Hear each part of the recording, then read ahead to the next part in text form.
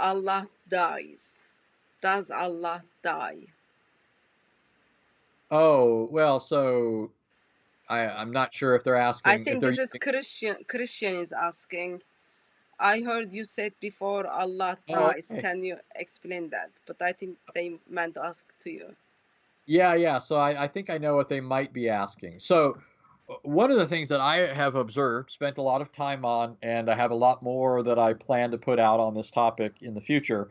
But contrary to some popular opinion, ignorant, ill-informed opinion, the God of Islam is not the same in his attributes as the God of the Bible, right? And I'm not just talking here about what we've already said, that he's not holy like the God of the Bible, righteous like the God of the Bible, truly and absolutely loving like the God of the Bible.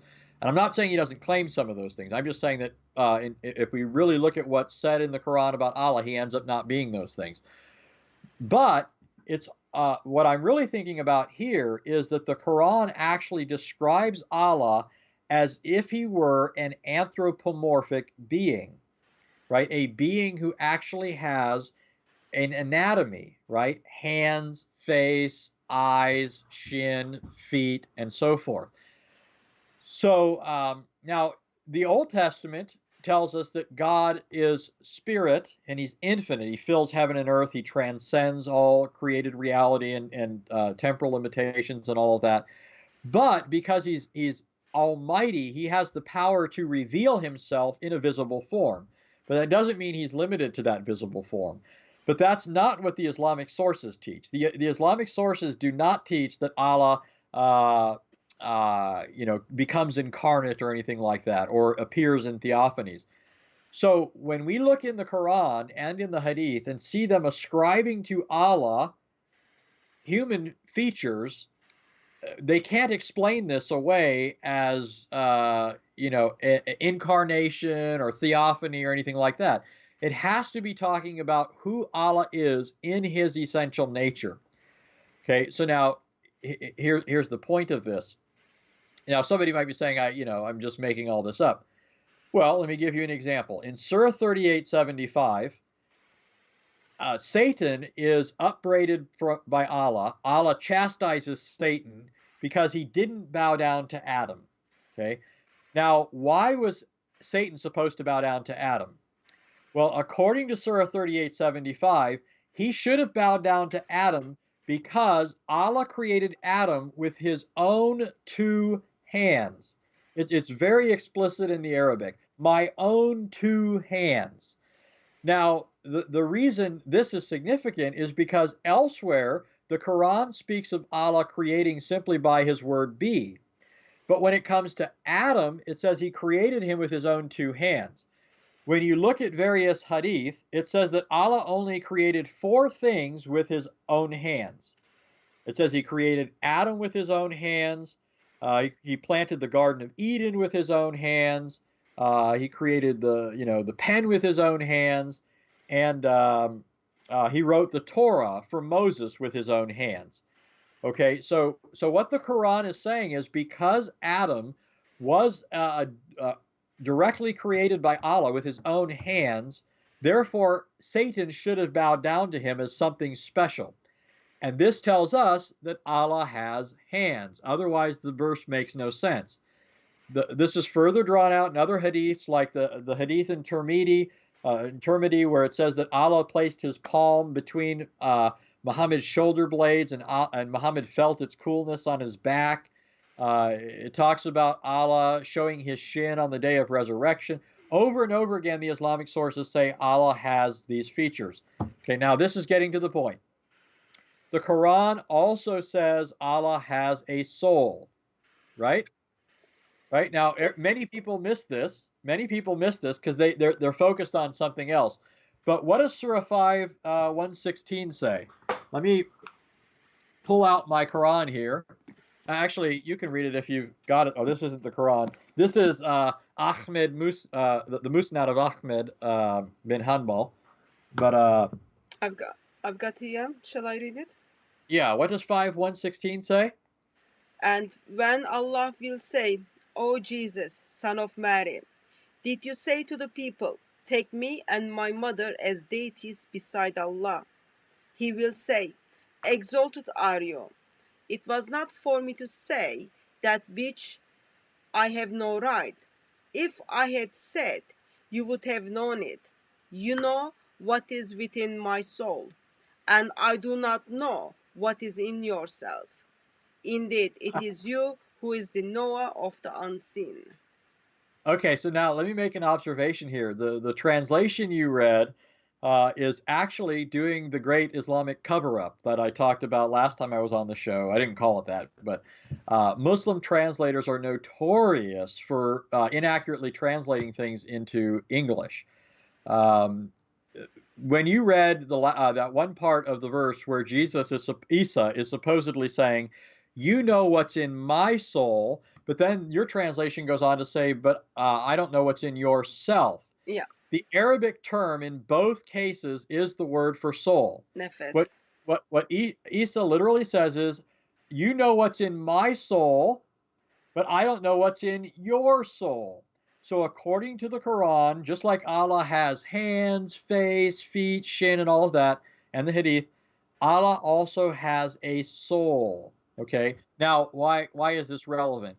Well, because according to the Quran, and here I'm just in this case, I'm just basically turning Islamic logic back on Muslims, because they aren't willing to realize that Jesus was able to die because he took a human nature. I'm simply pointing out, well, since the Quran really teaches that Allah has a soul, what are you going to do then when the Quran says every soul shall taste death?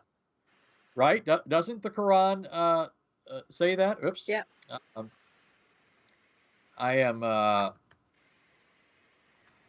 hold on, I'm just pulling up those verses real quick. Surah Uh, 3. yeah, in Surah 3, 185, Yeah, it says, "Every soul shall have a taste of death."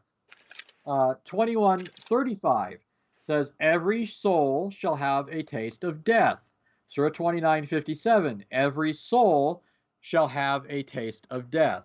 So it's simply a logical syllogism. If every soul shall taste death, if Allah has a soul, then Allah shall taste death.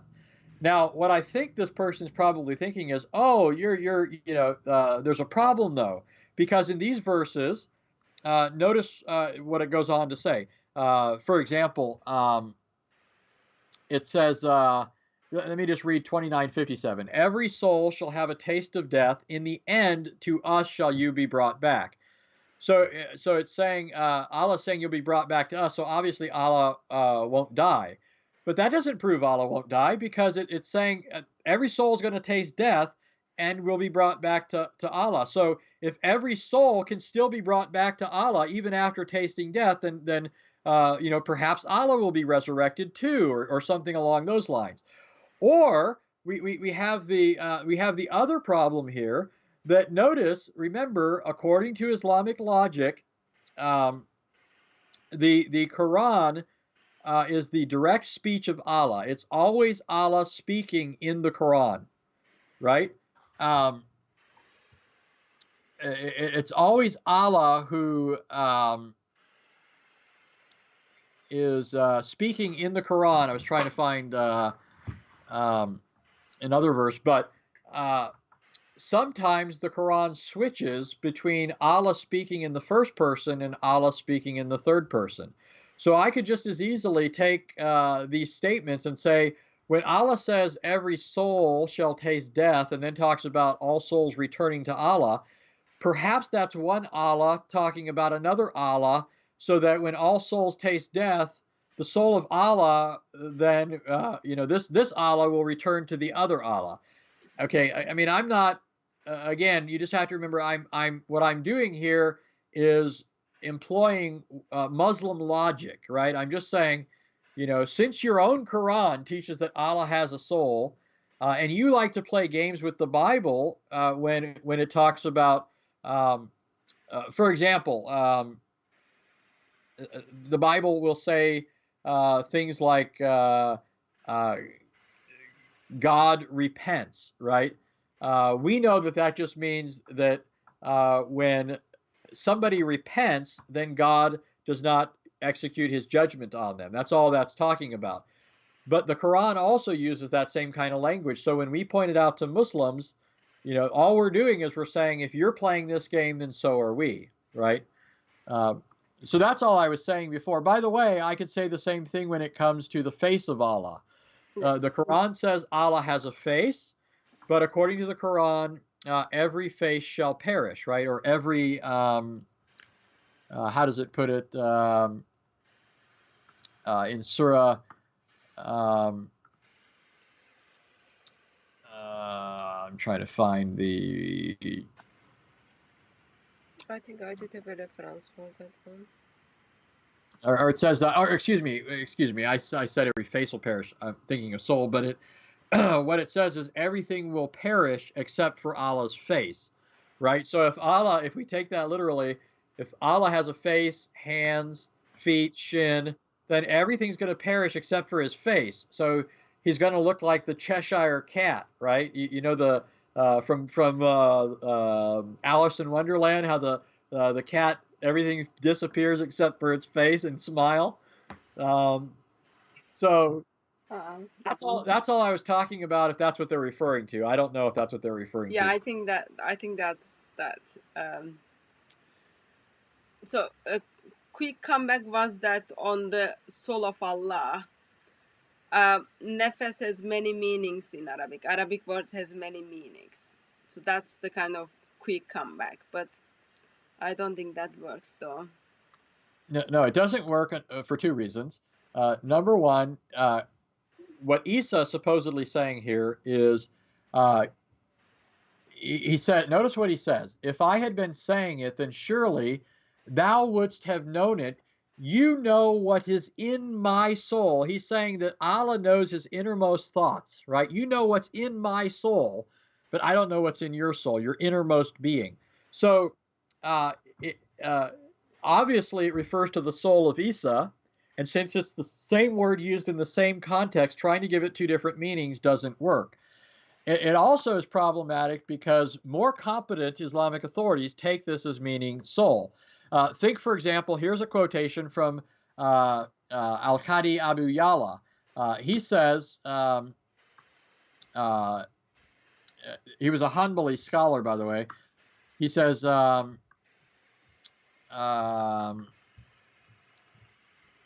it said, this is kind of confusing for people to hear me reading because it's got all these other terms in there, but try and follow along. It says, it is said, and he's quoting someone, he is a corporeal person, shakhs, or form, surah.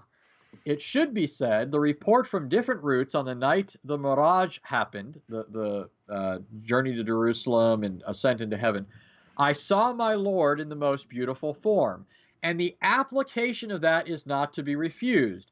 Just as soul, nafs, not like souls, and essence, not like essences, were not denied him. In other words, he's saying that Allah has a soul, but it's unlike other souls, and he has essence, but not like other essences. But he's saying we're not to deny that. That's what the Quran says. We can't deny that Allah has a soul. But we can play games and say, oh, but it's unlike every other soul. Okay, so Allah has a hand. It's just not like other hands. Just like the hand of an elephant is not like the hand of a monkey or the hand of a man. They're still hands, right? And so Allah still has a soul, however you want to cut it. Allah doesn't have a soul because there is nothing like into him. Okay, so it amazes me how little people think through things. Muslims mutter this like a mantra without ever really thinking about it. Surah 42:11 says there's nothing like him. Surah 112:4 says basically the same thing, right? By the way, those the numbers are reversible there, right? It's easy to remember. 42:11 is 112:4 backwards. So those two verses say there's nothing like Allah. So does that mean that Allah doesn't have a body, Allah doesn't have hands, Allah doesn't have a face, even though Allah says he has all those things? Well, let me ask you a question. Muhammad said that his wives are not like the unbelieving women, right? Doesn't Muhammad say that? Yeah. They're not like the unbelieving women? Well, wait a minute. Does that mean Muhammad's wives don't have bodies? Does that mean Muhammad's wives don't have hands and feet and all that sort of thing? They're not like the unbelieving women. Well, I mean, this is so they're basically deciding that it says there's nothing like him, and we can just decide whatever we want that word to mean, nothing like him. But every single Islamic sect in Islamic history has used that verse to argue their own position, right? That's why. So you have, for example, the Mu'tazili said Allah has no attributes because if he has attributes, then he's like creatures that have attributes. So they said Allah has no attributes, meaning he doesn't have the attribute of omniscience, the attribute of all powerfulness, the attribute of life, the attribute of holiness, the attribute of goodness. He has none of those attributes. Otherwise, he's like creatures. Is that what it means? Well, no. The Ash'ari theologians said he does have those things, right? But then they wanted to say, oh, but he doesn't have literal hands and feet. He has all knowledge, he's all knowing, he's all hearing, but he doesn't have hands and feet. But then the Hanbalis come along and the Salafis, the Atharis, and they say, oh, he does have those things because the Quran says he has those things, just like it says he's all hearing and all seeing. But his hands and feet are not like those of others. I mean, on and on it goes. Those verses do not help Muslims. They're just as ambiguous as the rest of the Quran. So it's not helpful. We did question Dava Gangs at Speaker's Corner regarding physical parts of Allah. And for example, when we were questioning on the shin of Allah, quick comeback was his shin is not like our shin. So we have, I think I was using Daniel or someone, they said like your shin is like hairy and short, but shin of Allah is different. And same when Allah touches his hand and then cool, his fingers becomes cool on Muhammad feels that. It's not like our fingers. So like that is very common response. But yeah. Sad. So let me share something here. I'm just trying to pull it up. Oh wait. I'm trying to remember how I did this. This was many, many years ago. I had written a blog article on answering Muslims for David, and it was in response to a Muslim named Paul Williams. You know Paul Williams probably, right? I am not sure if he's Muslim. He has no knowledge of Islam, but he claims to be Muslim and attacks Christian faith. Yeah, that one. Yes, sadly, I do know him. Yeah, so I had numerous interactions with him in the past, but I feel for you.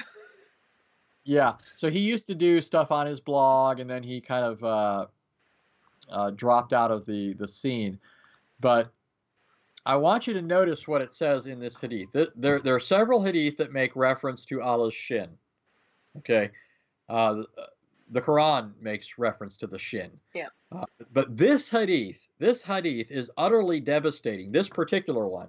Okay. It's a long hadith. I'm going to read certain parts of it, but listen to the first part. It says, narrated Abu Sa'id al-Khudri, during the lifetime of the Prophet, some people said, O Allah's apostle, shall we see our Lord on the day of resurrection? Yeah. So this is the question that they're answering. Yeah. Shall we see him? Okay. They're asking about it with their physical eyes, because notice what it says. It goes on. The Prophet said, yes.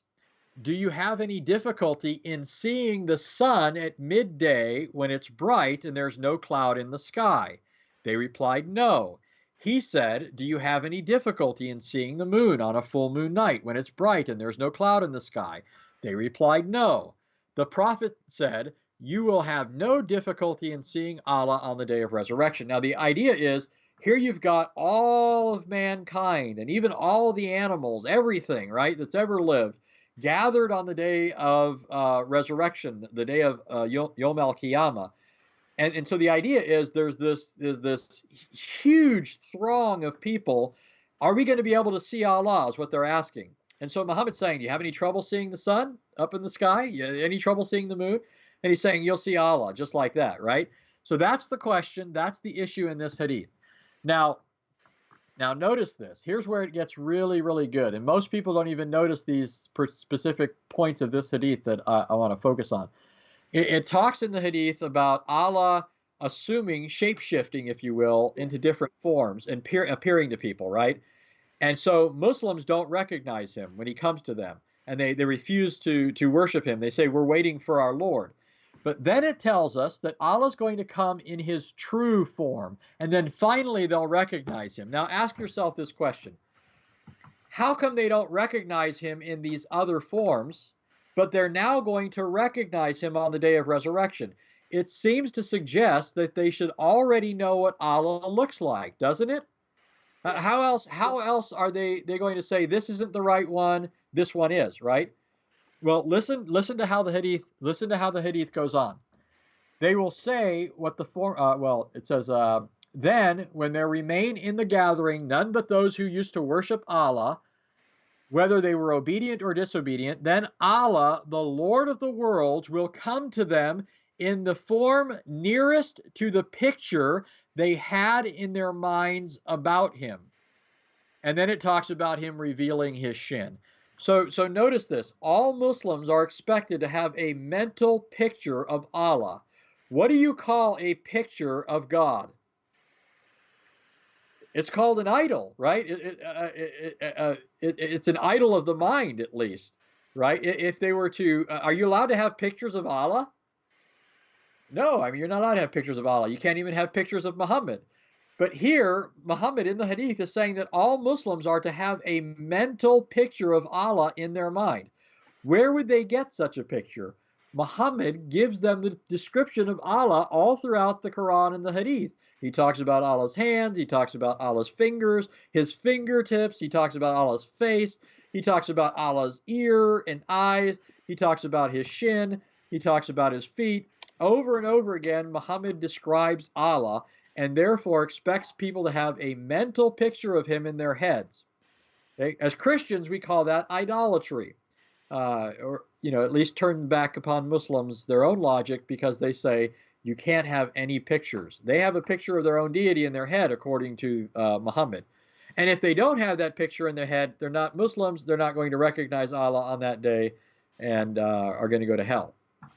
I think that hadith is like very sad one, because it's not only Allah deceived Christians when it come to death of Jesus. It's not only Allah deceived Muhammad, but even on the day of judgment, it's like last day, Allah is deceiving Muslims by coming in the different form and different shapes. I think it's like so sad. Yeah, that's the hadith we were using, and then that's the hadith they said actually. It's not like our shin, it's like different than. Yeah. Well, see, so even if they say it's not like ours, I mean, what does not like mean? If I say, I can say literally, I mean, I can say truly, my shin is not like your shin, right? My shin is not like your shin. Now, that doesn't mean it's not a shin. It doesn't mean it's not even, it doesn't even mean it's not a human shin. It doesn't even mean that, it doesn't have skin, hair on it, a bone, and so forth. What does it mean, not like? That doesn't really tell us anything. You have to know, you have to have some further clarification. Clearly, it's recognizable as a shin, Yeah. right? Because it's called a shin, and they're going to recognize it as such. So that just doesn't work. I mean, the shin of a giraffe is not like our shin, but it's still a shin, and Yeah, we were making fun of it, like, is it shaved or is it not shaved? But yeah. I don't know if this is the one you read it. People are asking for the reference. Sahih Bukhari 993 532. Is that the one you read it, brother? So that's one. I'll put my article in the chat box, but Yes. the hadith I was reading was volume 6, book 60, number 105. Okay. This is the only one that I know of that actually talks about having a mental picture in their heads. So that's why I say, when you look at the hadith, it's often interesting to see some additional details that's given by a particular narrator. And this one often gets lost in the shuffle because people are looking at, just the fact that it says Allah has a shin, Yeah. but this additional detail that people are to have a mental image, to me, uh, it says a lot. It tells you that we're talking about.